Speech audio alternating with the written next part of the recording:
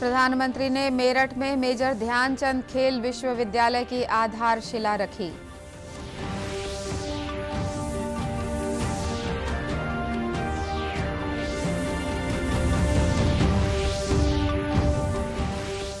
कल से पूरे प्रदेश में शुरू हो रहा है 15 से 18 वर्ष के युवाओं का टीकाकरण।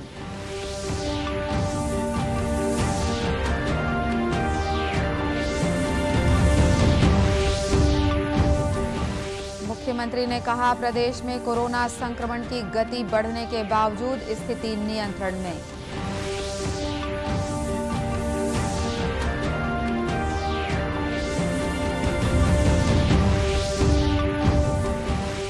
और राज्यपाल ने कृषि शिक्षा को अधिक से अधिक रोजगार उन्मुखी बनाने पर दिया जोर।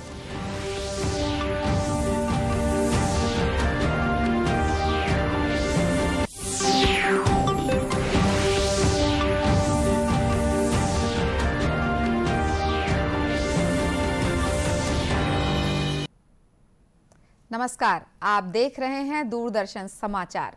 मैं हूं अनुराधा दुबे। अब समाचार विस्तार से। प्रधानमंत्री नरेंद्र मोदी ने आज मेरठ में मेजर ध्यानचंद खेल विश्वविद्यालय की आधारशिला रखी। करीब 700 करोड़ रुपए की लागत से बनने वाले इस विश्वविद्यालय में विभिन्न खेलों से जुड़ी प्रतिभाओं को प्रशिक्षण देने की समुचित व्यवस्था की जाएगी। इस अवसर पर जनसभा को संबोधित करते हुए प्रधानमंत्री ने कहा कि मेजर ध्यानचंद के नाम से बनने वाले इस विश्वविद्यालय के जरिए देश में विश्व स्तरीय खिलाड़ियों को तैयार करने के लिए अनुकूल माहौल उपलब्ध कराया जाएगा।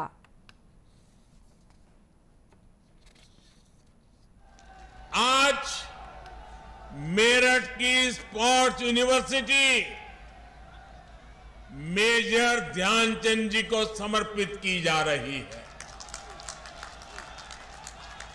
और जब इस यूनिवर्सिटी का नाम मेजर ध्यानचंद जी से जुड़ जाता है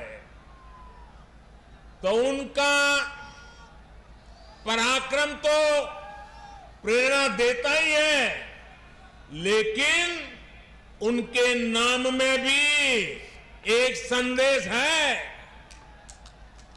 उनके नाम में जो शब्द है ध्यान, बिना ध्यान केंद्रित किए, बिना फोकस एक्टिविटी किए कभी भी सफलता नहीं मिलती है। और इसलिए जिस यूनिवर्सिटी का नाम ध्यानचंद से जुड़ा हुआ हो, वहां पूरे ध्यान से काम करने वाले नौजवान देश का नाम रोशन करेंगे, ये मुझे पक्का विश्वास है।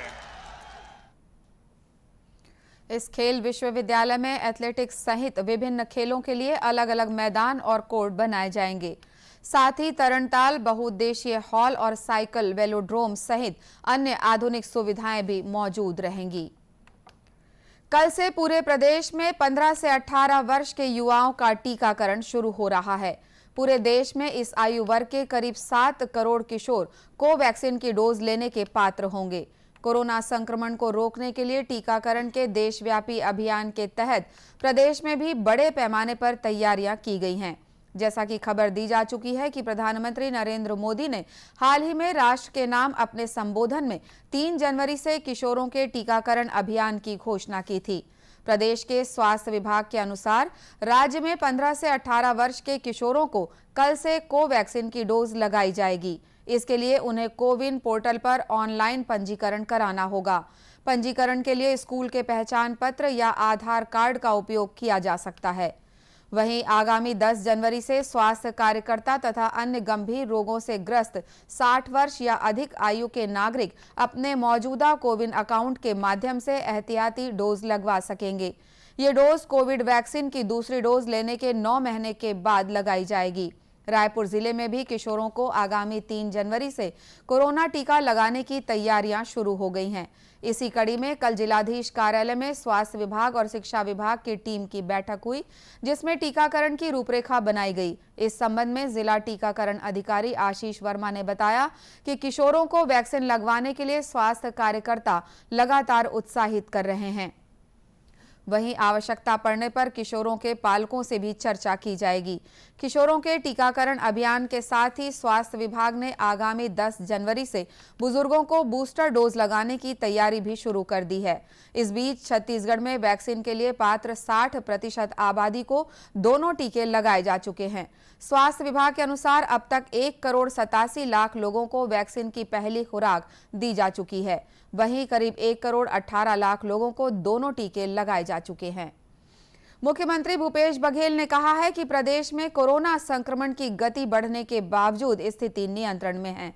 उन्होंने कहा कि सरकार कोरोना मरीजों को आवश्यक इलाज उपलब्ध कराने के लिए हर संभव प्रयास कर रही है।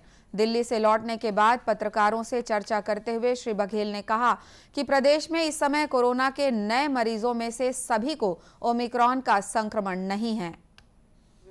वैसे कोरोना बढ़ रहा है, कुछ शहरों में बढ़ा है, जिसमें रायगढ़ है, रायपुर है, लेकिन ये है कि जो ओमिक्रॉन है उसकी टेस्टिंग का हमारा सेंटर दिया गया है वो उड़ीसा है, और उड़ीसा में सैंपल बहुत सारे पहुंच गए हैं, तो जाम की स्थिति है। और कुछ सैंपल के रिपोर्ट आए हैं जिसमें ओमिक्रॉन नहीं था, लेकिन ओमिक्रॉन होगा फिर उसके हिसाब से भी ट्रीटमेंट होगी, लेकिन ऐसे कोई घबराने जैसी स्थिति नहीं है। और सारी व्यवस्था राज्य सरकार की ओर से की गई है। जितने भी लोग RT-PCR में पॉजिटिव पाए जा रहे हैं उसके इलाज भी लगातार चल रहा है। मुख्यमंत्री ने कहा कि कोरोना संक्रमण को रोकने के लिए सरकार बड़े आयोजनों को रोकने के साथ ही एहतियात के अन्य उपाय भी कर रही है।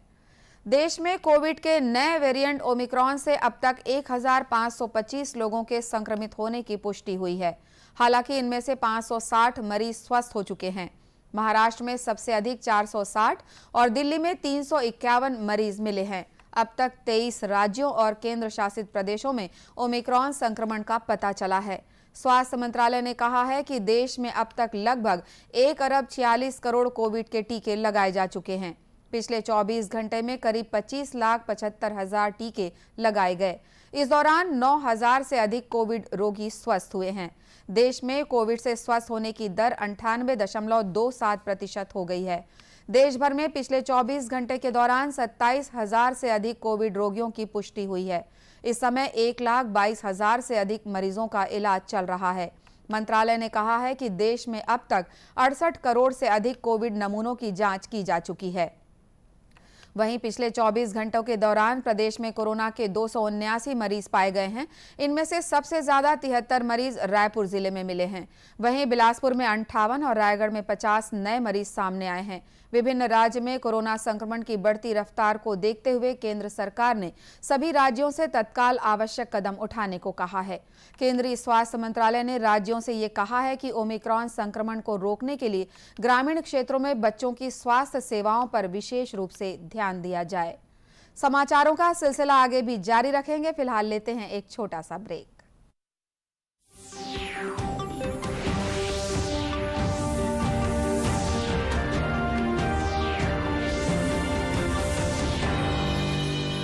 देखिए, अगर आपको रिजर्व बैंक ऑफ इंडिया या किसी संस्था के नाम पे बिना मांगे बड़ी रकम जैसे कि लॉटरी हो, टैक्स रिफंड हो का ऑफर मिलता है तो उस पर बिल्कुल भरोसा ना करें। रकम को पाने के लिए ना तो अपने बैंक अकाउंट की जानकारी शेयर करें और ना ही कोई धनराशि जमा करें। ऐसे जितने भी मैसेजेस हैं उनको आप बिल्कुल अनदेखा कर दीजिए, क्योंकि RBI कहता है जानकार बनिए, सतर्क रहिए।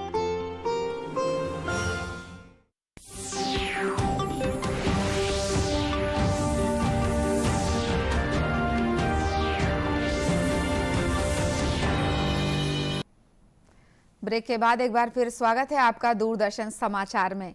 राज्यपाल अनुसुईया उइके ने राज्य की कृषि शिक्षा प्रणाली को ज्ञानार्जन के साथ ही रोजगार उन्मुखी बनाने की दिशा में लगातार प्रयास करने पर जोर दिया है। उन्होंने कहा है कि कृषि के विद्यार्थी अपनी आजीविका के लिए केवल नौकरी पर आश्रित न रहें, बल्कि स्वयं का व्यवसाय स्थापित कर अन्य लोगों को रोजगार प्रदान करने में समर्थ बना सकें।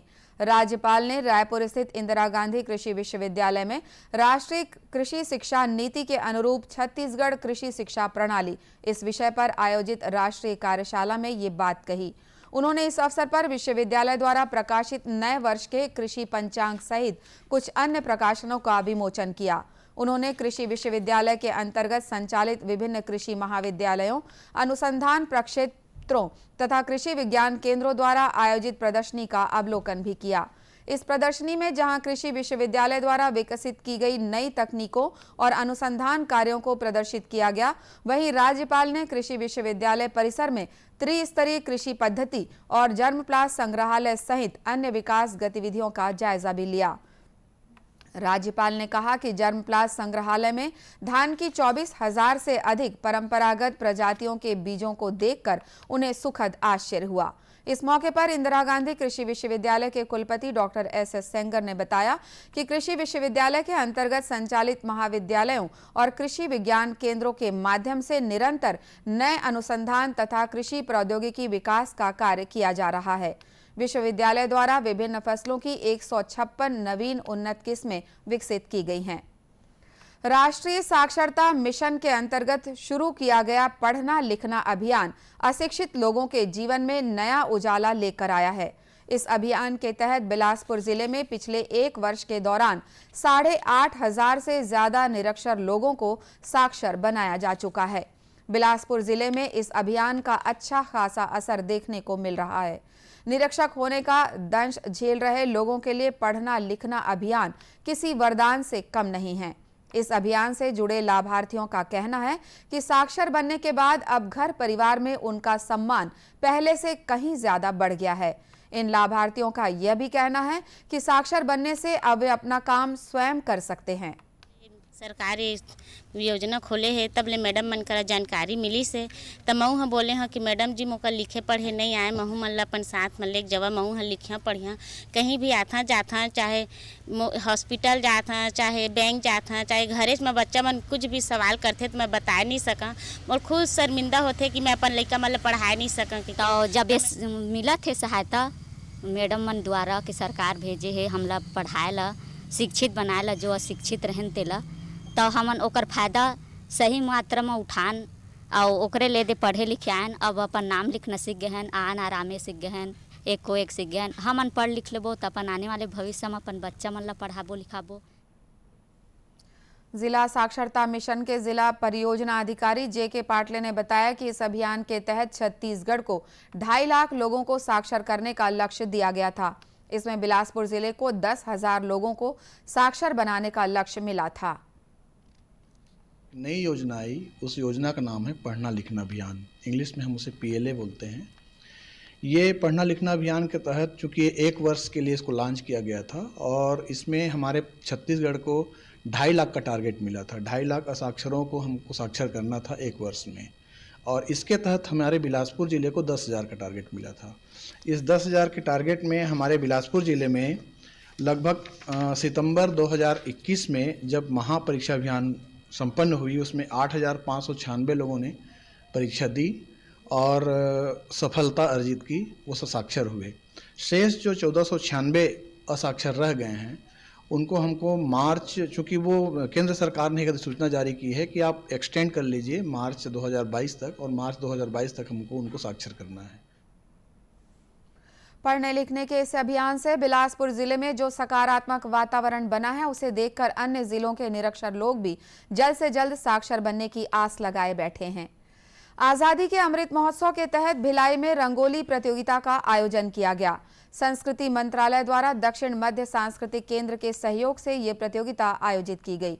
इसमें विभिन्न प्रतिभागियों ने देशभक्ति से संबंधित विषयों को विभिन्न रंगों के माध्यम से प्रदर्शित किया। इसके साथ ही देशभक्ति गीत लेखन स्पर्धा का आयोजन भी किया गया।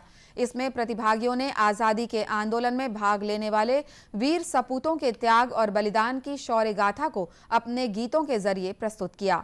इस आयोजन के संबंध में दुर्ग स्थित संस्कार भारती के कार्यकारी अध्यक्ष अजय डांगे ने बताया कि रंगोली और देशभक्ति गीत लेखन जैसी स्पर्धाओं के जरिए युवाओं को आजादी के आंदोलन के विभिन्न पहलुओं से परिचित कराने का प्रयास किया जा रहा है। होंगे ये सारे के सारी इनकी रंगोली के तस्वीरें लेके ये संस्कृति मंत्रालय में जाएगा, उनके द्वारा चयन होगा, और वो चयन होने के पश्चात इन विजेताओं को, जिसमें से जो प्रथम 3 विजेता रहेंगे वो राज्य स्तरीय प्रतियोगिता में हिस्सा लेंगे, और जो राज्य स्तर में जीतेंगे वो राष्ट्रीय स्तर पे भी उनको अवसर मिलेगा। और इस प्रकार से अधिक लोगों को मन में स्वतंत्रता का जो अभी 75 वर्ष हो रहे हैं उसके प्रति लोगों को जोड़ने का, भाव पैदा करने का एक प्रयास है, जो कि बड़ा सराहनीय है भारत शासन। गौरतलब है कि आज़ादी के 75 वर्ष पूरे होने के उपलक्ष्य में इस वर्ष आज़ादी का अमृत महोत्सव मनाया जा रहा है। इसके अंतर्गत देश भर में युवाओं को आज़ादी के आंदोलन में भाग लेने वाले क्रांतिकारियों के योगदान से परिचित कराने के लिए अलग अलग तरह की स्पर्धाएं हो रही हैं। इसी के साथ ये समाचार बुलेटिन समाप्त हुआ। नमस्कार।